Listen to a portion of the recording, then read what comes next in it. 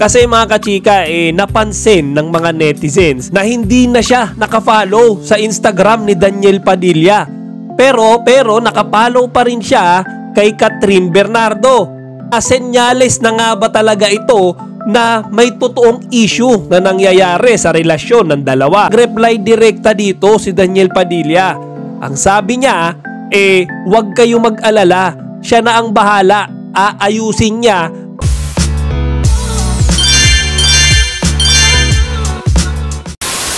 Magandang araw mga kachika! Rigel po ulit ang inyong Chika Patrol. Bago tayo magsimula mga kachika, inaanyayahan ko muna kayong mag-subscribe dito sa ating munting channel para palagi kayong updated sa mga latest at nagtitrending na mga showbiz balita. Hanggang ngayon mga kachika, usap-usapan pa rin itong ang nangyayari na issue sa pagitan ni Daniel Padilla at ni Catherine Bernardo. Yan nagsimula ilang linggo na yung nakakalipas nang sumabog ang chismis na silang dalawa ay hiwalay na. Diba mga kachika, medyo nakakagulat yan kasi nanggaling yan mismo kay OG Diaz.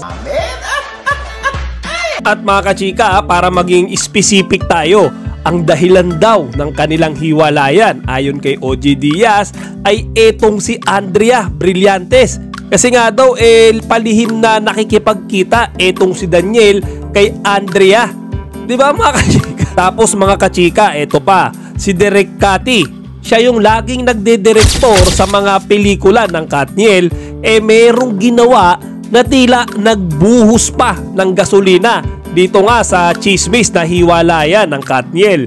Kasi mga kachika, napansin ng mga netizens na hindi na siya nakafollow sa Instagram ni Daniel Padilla. Pero nakafollow pa rin siya kay Catherine Bernardo. So ang daming nagsasabi na senyales na nga ba talaga ito na may totoong issue na nangyayari sa relasyon ng dalawa. Para sa inyong kaalaman si Derek Cathy napaka-close niyan sa Katniel. Kasi mula pa nung mga pelikula nila nung sila medyo kabataan pa hanggang sa kasalukuyan, siya lagi mga kachika yung nagde-direct sa mga pelikulang ito. Kaya kung nagbigay siya ng parang senyales sa atin na hindi na siya nagpa-follow kay Daniel Padilla, diba parang may something na alam nyo yun, hindi tama? Diba? Kaya parang sinusuportahan niya nga itong pinasabog na chismis ni OG Diaz na may totoong hiwalayan nga na nangyari. Tapos mga kachika, eto pa, merong isang netizen o isang fan na nag-PM direkta sa Instagram ni Daniel Padilla. Siguro humihingi siya ng konting assurance na yung chismis nga na kumakalat hindi totoo. Tapos nag-reply direkta dito si Daniel Padilla. Ang sabi niya huwag kayo mag-alala, siya na ang bahala. Aayusin niya kung ano man yung nangyayaring problema sa relasyon nila ni Catherine Bernardo. So mga kachika, parang parang sinasabi niya o kino-confirm niya na meron ngang problema pero aayusin daw niya.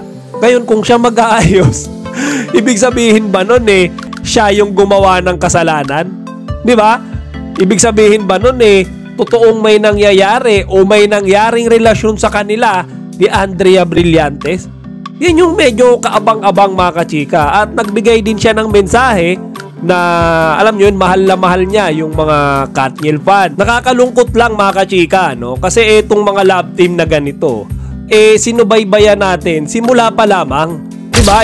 Yung tambalan na James Reid at Nadine Lustre, etong kay Enrique Hill at kay Liza Soberano, at eto nga ngayon na kay Daniel Padilla at Catherine Bernardo.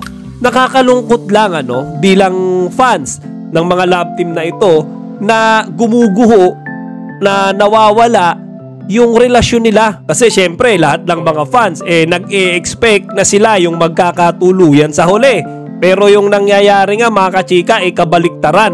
Kasi isa-isa silang naghihiwalay. Pero siguro para sa akin, wag na muna tayong mag-assume na talagang hiwalay na si Daniel at si Catherine.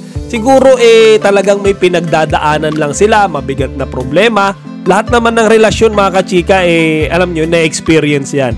At pagdasal natin na sana maayos at malampasan nila ito, kasi sigurado mga chika pag na-overcome nila itong problemang ito, mas lalong titibay, mas lalong tatatag yung relasyon nilang dalawa. O siya, hanggang dito na lang muna. Sana wag niyong kalimutang bisitahin ang ating website na chikapatrol.net at ilagay din ninyo ang inyong mga opinion dito sa comment section. Chika Patrol signing out! Kachika, huwag niyong kalimutan mag-like, comment, and subscribe. Para sa iba pang mga celebrity news, i-click lamang ang mga videos na ito.